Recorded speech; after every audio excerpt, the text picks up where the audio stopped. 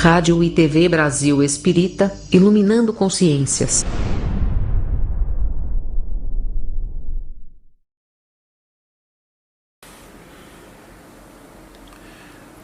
Amigos da Rádio Brasil Espírita de Maceió, que faz a propagação das ideias espíritas, né? Pela sua web rádio, sua web TV, pelo sistema do Spotify, pelo sistema da Alexia, várias formas, né, para veicular essa mensagem do bem. Hoje nós estaremos completando os estudos que estamos fazendo desde o início do ano sobre as epístolas de Paulo à luz do Espiritismo. Então fizemos aí comentários passo a passo de todas as epístolas. Na última programação da semana passada, nós iniciamos a nossa homenagem pelos 80 anos do lançamento do livro Paulo e Estevão, né? E significativamente é um romance histórico psicografado pelo Chico, escrito pela entidade espiritual que o orientou durante toda a sua romagem terrena, Emmanuel. Então, vejam, 80 anos do romance histórico Paulo e Estevão. Nós fizemos na primeira parte a análise, né, da origem, como foi psicografado esse livro, por que ele foi psicografado, os enfoques, né, que Emmanuel deu, né, no desenvolvimento de todo o texto. E hoje nós vamos dar continuidade e encerrando, né, essa nossa programação, falando sobre algum conteúdo do livro Paulo e Estevão. Porque, vejam, para nós compreendermos as epístolas de Paulo, é interessante que a gente tenha a ideia do contexto, né, em que elas foram redigidas, o público-alvo da época, né, a razão que Paulo se dirigia a cada pessoa, a cada comunidade. E vejam, as epístolas de Paulo sobreviveram aos séculos, porque ali nós temos uma parte muito importante, que são os ensinos morais de Jesus, né? Mas fundamentados no exemplo de Paulo, na sua vida de dedicação, de fidelidade a Jesus para a divulgação das suas ideias. Então é a prática concretizando a proposta. E para nós entendermos tudo isso, sem dúvida nenhuma, o livro Paulo e Estevão de Emmanuel é uma fonte de grande importância para todos nós. Então vejam, a propósito desse livro, nós temos na segunda parte do livro em que Emmanuel focaliza já o trabalho de Paulo como um apóstolo, como um divulgador da mensagem de Jesus. Então, depois daqueles momentos difíceis, né, que ele passou de meditação no deserto de Dan, onde ele obteve algumas anotações, né, de Levi, que tinha sido um discípulo de Jesus, depois alterou o nome para Mateus, e muito tempo depois veio a completar os seus textos, lançando aquilo que é conhecido como o Evangelho de Mateus. Mas foi através de Gamaliel, o antigo mestre, né, do Dr. Saulo de Tarso, que ele veio a conhecer essas pequenas anotações e passou a estudar os ensinos de Jesus. Então ele iniciou um trabalho que foi efetivado em 3 viagens, né? Viagens essas em que ele sofria, eram difíceis, algumas de barco, outras andando a pé, outras em lombo de animal, atravessando pântanos, sofrendo perseguições, sofrendo prisões, mas sempre mantendo a sua tenacidade, a sua fé, a sua convicção nos ensinos de Jesus e a fidelidade ao Mestre. Mas vejam, Paulo acabou então nessas 3 viagens visitando todo o entorno do mar Mediterrâneo, ali próximo à Península Itálica. Ou seja, ele visitou as capitais das principais províncias do Império Romano e nelas fundou agremiações de seguidores de Jesus. Então o trabalho de Paulo foi hercúleo, foi um trabalho pioneiro.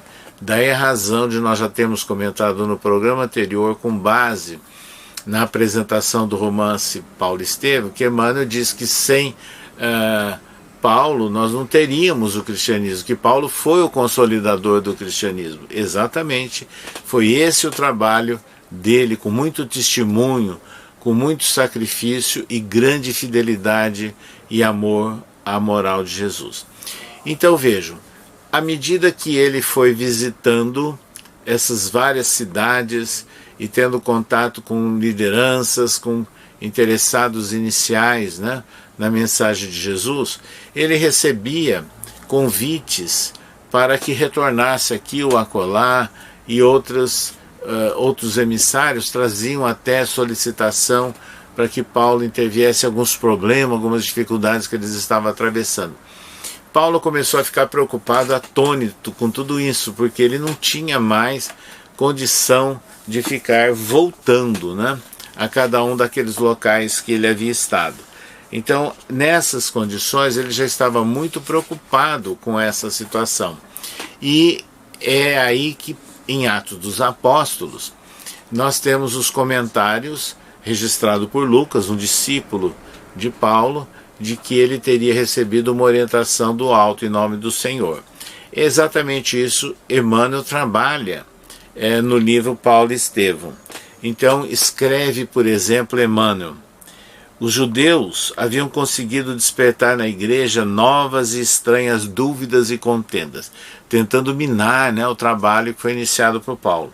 E Timóteo corroborava com observações pessoais na mensagem então que era endereçada a Paulo.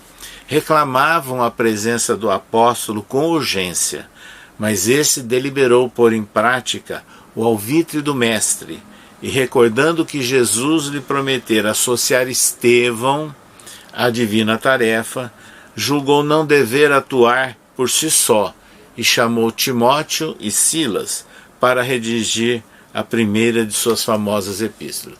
Então aí vejam a razão, inclusive, do título do romance, Paulo e Estevão, ou seja, o antigo algoz e a antiga vítima se reuniram no processo de cooperação, de compartilhamento, para, em nome de Jesus, passarem a trabalhar na redação das cartas.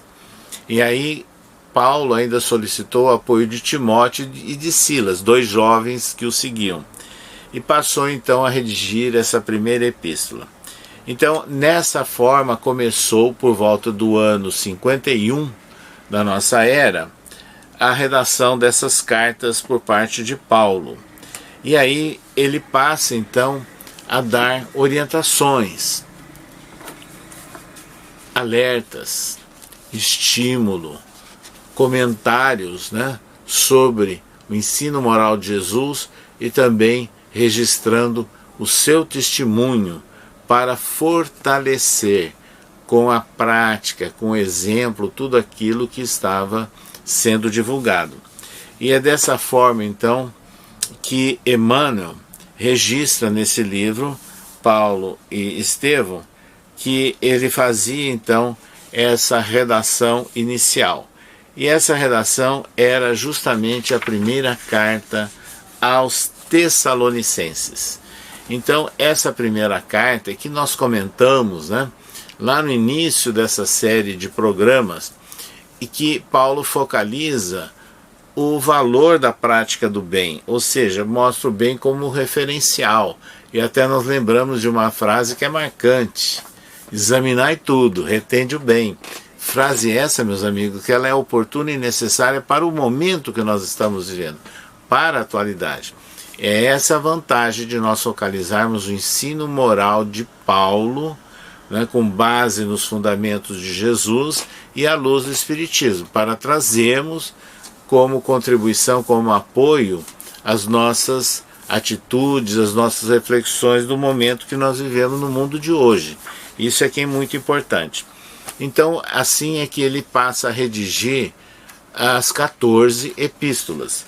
E Emmanuel faz assim várias descrições, né, daqueles momentos complexos, né, que Paulo viveu, sendo perseguido, achincalhado, mas mantendo sempre, né, aquele seu desejo de divulgar o ensino de Jesus e sempre com seu testemunho firme, sincero, de fidelidade ao Mestre.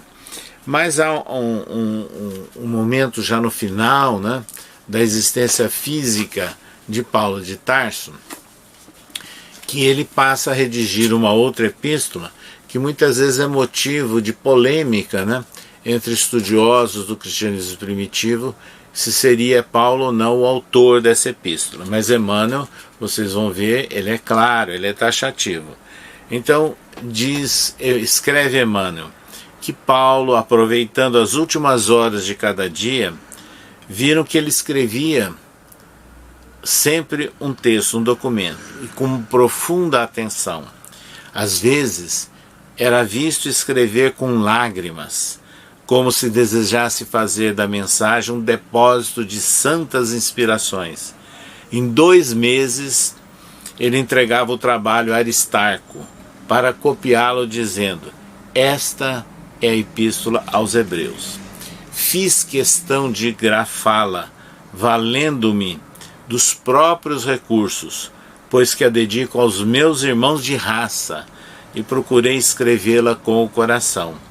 Então, os amigos ali perceberam o intuito de Paulo, e antes de começar as cópias, né, Aristarco destacou o estilo singular, as ideias grandiosas, incomuns, e Paulo continuou a trabalhar em benefício de todos aqueles que o procuravam. Então, essa epístola que Paulo redigiu no final da sua existência física aos Hebreus, ela é muito importante para nós, porque ela traz algumas definições que são válidas, inclusive, para a atualidade. E aí nós podemos perceber como que o apóstolo, né, da gentilidade, que rompeu com a tradição judaica, que ele teve toda uma formação, teve o preparo de um doutor da lei, de um fariseu ortodoxo, e quando ele viu Jesus às portas de Damasco, ele iniciou um processo de transformação e veio a ser o grande divulgador da mensagem de Jesus a todo o povo, sem exigências, sem pré-requisitos, nada disso. Então, ele fazia nas suas cartas, como nessa aqui dos Hebreus, a exaltação da figura, da imagem de Deus, à luz dos ensinamentos de Jesus, e não mais com base nos textos do Antigo Testamento, que são muito diferentes. Então nós começamos a entender Deus como a expressão maior da bondade, da misericórdia e da paternidade. Deus é amor, como escreveu João o apóstolo. Então, nessas condições é que na Epístola aos Hebreus, ele afirma a mudança, né? E aceitando agora uma aliança mais ampla com Jesus, ele estava se referindo à antiga aliança com Moisés. Então é importante nós valorizarmos, né, os ensinos que Paulo registra nas suas epístolas e que Emmanuel, né, soube sem dúvida nenhuma valorizar nesse monumental livro, esse romance Paulo e Estevão, que está completando 80 anos, né, do seu lançamento. Sobre isso, nós gostaríamos inclusive de lembrar que os primeiros comentaristas do Reformador, que na época da publicação do livro, né, em julho de 1942, já falavam, né, da importância, que o romance era muito significativo, e realmente foi. E hoje esse livro está aí entre os grandes marcos da literatura espírita, e nós o consideramos uma obra-prima da psicografia de Chico Xavier. Então, a leitura, o estudo, a reflexão em torno dessa obra octogenária são muito oportunas em nossos dias. Cabem as nossas ilações, as nossas perquirições e até algumas analogias com relação a problemas, querelas e polêmicas, né, em níveis organizacionais que nós podemos ter em nossos dias. Porque Paulo já trabalhava essas questões nas orientações que ele fazia aos seguidores de Jesus registrada nas epístolas. E Emmanuel destaca muito tudo isso e detalha, né, de uma forma esplêndida no romance Paulo e Estevão. Ou seja, vem à tona, inclusive, a prática da mediunidade lá entre os primitivos cristãos, que Emmanuel destaca, né, o trabalho dos seguidores de Jesus na comunidade de Antioquia, onde ocorriam as mais belas manifestações de natureza espiritual, porque ali havia a prática da solidariedade e da fraternidade.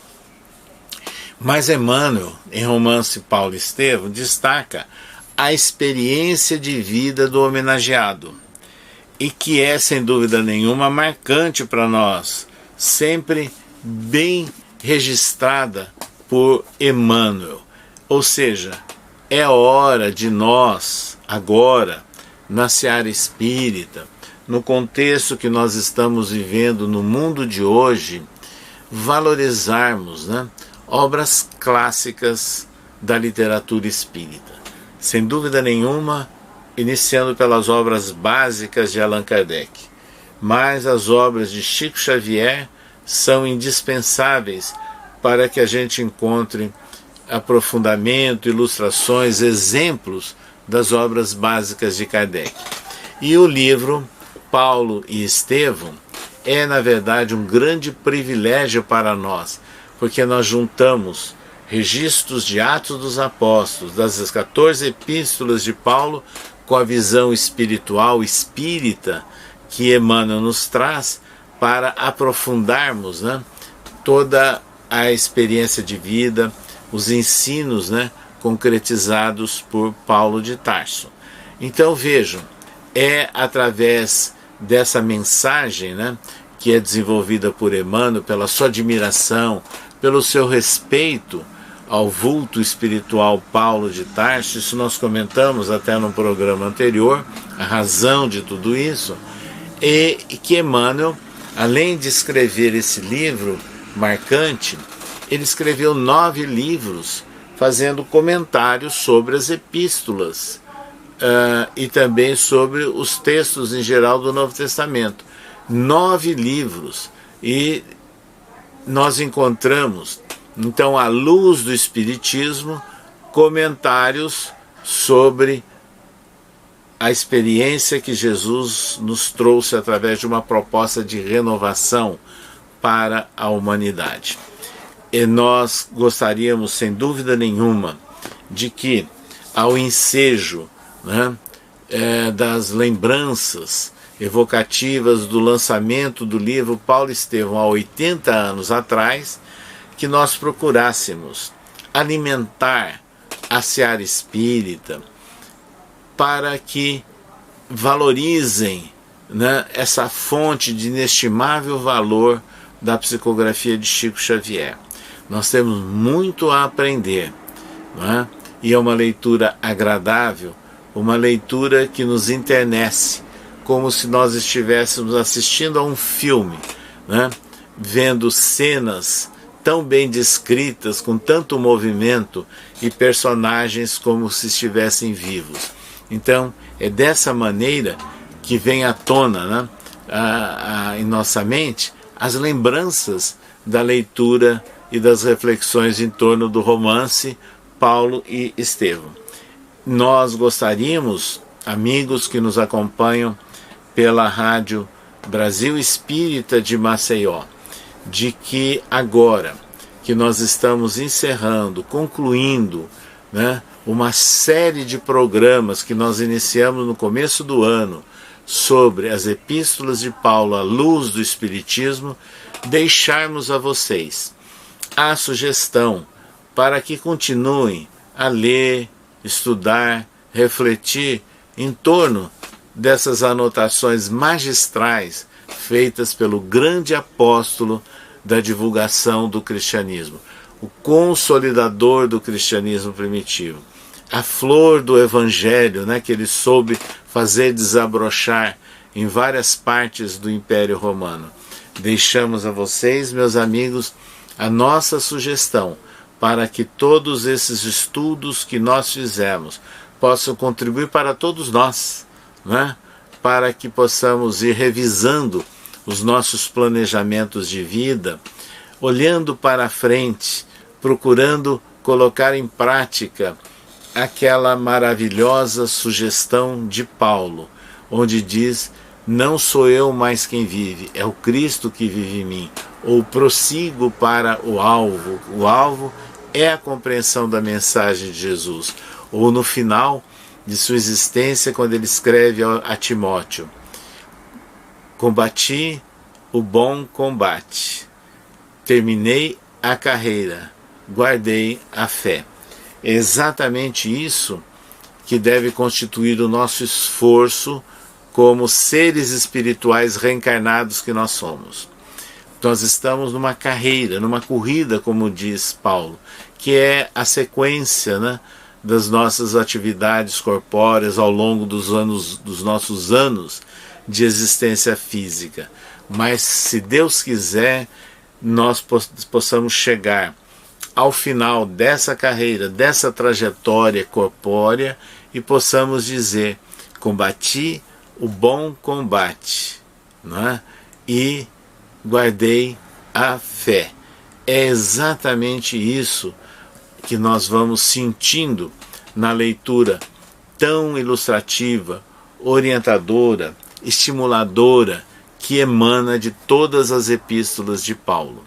Assim, nós agradecemos a organização da Rádio Brasil Espírita de Maceió, a todos aqueles que estão aí na retaguarda dessa série de programas, pela oportunidade que nós tivemos ao longo de todo um semestre desenvolvermos os nossos estudos sobre as epístolas de Paulo à luz do Espiritismo.